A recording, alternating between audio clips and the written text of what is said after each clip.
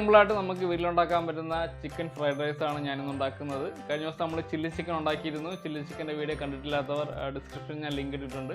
Hello friends, ഞാൻ ഹരി, അളിയൻ recipes by Hari എന്ന യൂട്യൂബ് ചാനലിലേക്ക് എല്ലാവർക്കും സ്വാഗതം. വളരെ പെട്ടെന്ന് തന്നെ നമുക്ക് വീട്ടിൽ പ്രിപ്പയർ ചെയ്യാൻ പറ്റുന്ന ഒരു അടിപൊളി റെസിപ്പിയാണ്. അപ്പോൾ നമുക്ക് ചിക്കൻ ഫ്രൈഡ് റൈസ് എങ്ങനെയാണ് ഉണ്ടാക്കുന്നതെന്നുള്ള വീഡിയോയിലേക്ക് പോകാം. ചിക്കൻ ഫ്രൈഡ് റൈസ് ഉണ്ടാക്കാനായി ഞാനൊരു പാനിൽ സൺഫ്ലവർ ഓയിൽ ഒഴിക്കുന്നുണ്ട്. സൺഫ്ലവർ ഓയിൽ ചൂടായതിന് ശേഷം നമുക്ക് ബാക്കിയുള്ളത് ഇടാം.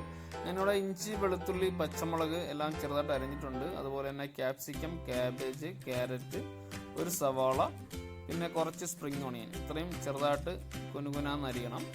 അതിനുശേഷം എണ്ണ ചൂടായതിന് ശേഷം ഇഞ്ചി, വെളുത്തുള്ളി, പച്ചമുളക് അതിട്ട് ഒന്ന് വഴറ്റിയെടുക്കാം. ഇഞ്ചി, വെളുത്തുള്ളി, പച്ചമുളക് ഇതെല്ലാം വഴറ്റിയതിന് ശേഷം നമ്മൾ അരിഞ്ഞു വെച്ചിരിക്കുന്ന സവാള, carrot, cabbage, capsicum, spring onion ഇതെല്ലാം ഇട്ട് കൊടുക്കാം. ഇതും കൂടെ ഇട്ട് നന്നായിട്ടൊന്ന് വഴറ്റിയെടുക്കാം. വെജിറ്റബിൾസിൻ്റെ അളവ് ഞാനിവിടെ പറഞ്ഞിട്ടില്ല, നമുക്കത് ആവശ്യമനുസരിച്ച് കൂട്ടുകയോ കുറയ്ക്കുകയൊക്കെ ചെയ്യാം. അങ്ങനെ വെജിറ്റബിൾസ് എല്ലാം നല്ലപോലെ വഴറ്റിയെടുത്തതിന് ശേഷം നമുക്ക് വേണ്ടത് മുട്ടയാണ്. വെജിറ്റബിൾസ് സൈഡിലേക്കൊന്ന് മാറ്റിയതിന് ശേഷം അതിൻ്റെ സെൻറ്ററിലേക്ക് 2 മുട്ട പൊട്ടിച്ചൊഴിച്ച് കൊടുക്കാം. അതിനുശേഷം നമുക്കൊന്ന് ചിക്കി എടുക്കാം. ചിക്കൻ ഫ്രൈഡ് റൈസിനായി ഞാൻ 2 കപ്പ് ബസുമതി റൈസാണ് എടുത്തിരിക്കുന്നത്. അപ്പോൾ അതിനാവശ്യമായിട്ടുള്ള സാധനങ്ങളാണ് ഞാനിപ്പോൾ ഈ കാണിക്കുന്നത്. അതിനുവേണ്ടി ഏകദേശം ഒരു 2 മുട്ട മതിയാകും. അങ്ങനെ മുട്ടയും വെജിറ്റബിൾസും എല്ലാം നല്ലപോലെ വഴറ്റിയതിന് ശേഷം അതിലേക്ക് നമുക്ക് ഇടേണ്ടത് വേവിച്ച ചിക്കനാണ്. ഇത് ഞാൻ നേരത്തെ വേവിച്ച് വെച്ചതാണ്. ഉപ്പും മഞ്ഞൾപ്പൊടിയും മുളകും ഇട്ട് നല്ലപോലെ വേവിച്ചെടുക്കുക. അതിനുശേഷം ഇതുപോലെ ചെറുതായി കട്ട് ചെയ്ത് ഇതിലിട്ട് മിക്സ് ചെയ്യാം.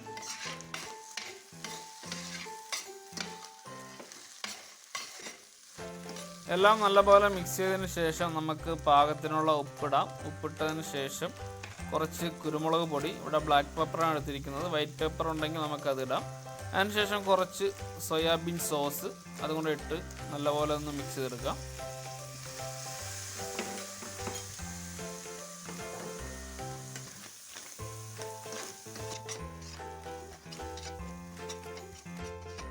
അങ്ങനെ ചിക്കൻ ഫ്രൈഡ് റൈസിനുള്ള ബാക്കി മസാലകളൊക്കെ ആയിട്ടുണ്ട്. ഇനി നമുക്ക് റൈസ് കൂടി ഇട്ടാൽ മതി.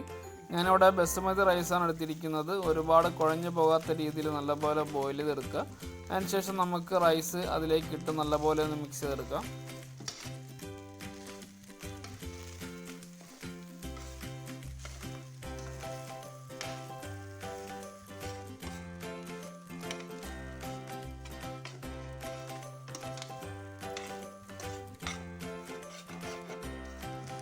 എല്ലാം നല്ലപോലെ മിക്സ് ചെയ്തതിന് ശേഷം നമുക്ക് ആവശ്യമാണെങ്കിൽ മാത്രം ഉപ്പിട്ട് കൊടുക്കാം. ഉപ്പിട്ട് നല്ലപോലെ ഒന്ന് ഇളക്കിയെടുക്കാം.